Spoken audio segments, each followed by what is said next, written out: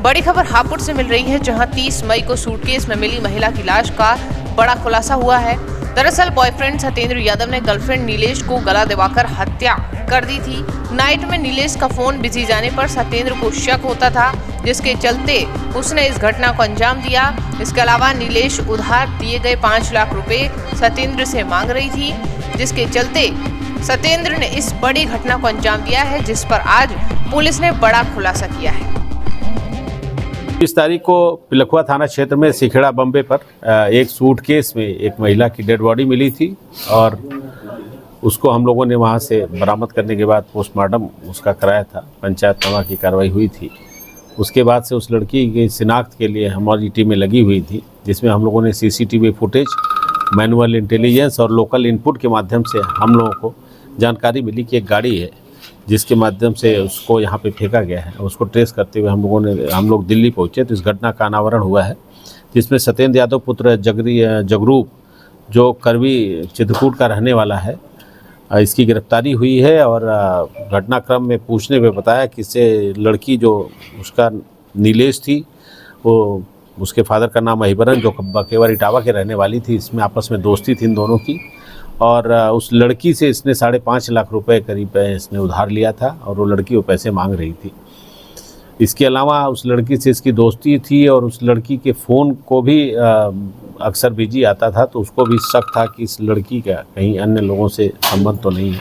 ये दोनों बातें उनके बीच में कंटेंशन, बोन ऑफ कंटेंशन का काम किया उसने। उसके बाद लड़की के दबाव डालने पर उसका चुन्नी से दुपट्टा से गला कस करके उसकी हत्या करके, और जो गाड़ी खरीदा था लड़की से, जो उसने पैसा उधार लिया था उससे उसने गाड़ी खरीदी, तो उसी गाड़ी में सूटकेस में भर करके यहाँ सिखेड़ा बम्बे के पास फेंक दिया था।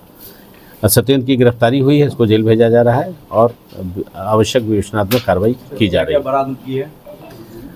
इसमें जो मृतका है उसका एक बैंक का पासबुक, एक चेक और एक KYC फार्म, आधार कार्ड, पैन कार्ड इसकी अभियुक्त की निशानदेही पे बरामद हुआ है। साथ ही साथ 2 मोबाइल फ़ोन बरामद हुए हैं और एक महिंद्रा TV गाड़ी थी जो 300 कार है, DL 83138। ये गाड़ी भी उस लड़की से जो इन्होंने 5.5 लाख रुपए लिए थे उससे ख़रीदा था, वो गाड़ी भी रिकवर हुई, जिससे सूटकेस में रख करके लाश को ठिकाने लगाया गया था। सर, घटना का सुराग जो बताया जा रहा है कि पुलिस ने सैकड़ों की संख्या में CCTV कैमरे खुलवाए, तब जाकर ये पुलिस को मिला इनपुट। बिल्कुल, इसमें CCTV फुटेज से हम लोग को लीड मिली थी। उसके बाद मैनुअल इंटेलिजेंस और लोकल इनपुट्स जो भी मिलते हैं वहाँ के, इन सब के माध्यम से हम लोग यहाँ तक पहुँचे हैं और घटना का अनावरण हुआ है। सर, बताया जा रहा है जो मृतका है इसकी हाल ही में शादी होने वाली थी, और जो आरोपी है, क्या ये बताया जा रहा है कि होमगार्ड के बेटे हैं जिसने एकत्रित किया है? ये दोनों आपस में दोस्त थे और पहले से इनके आपस में दोस्ती थी और बीच में नाकतफाकी हो गई फ़ोन बिजी होने के नाते। और मुख्य इसका रीज़न यही था कि जो पैसा लड़की ने दिया था उसको वो वापस मांग रही थी, उसका दबाव बना रही थी।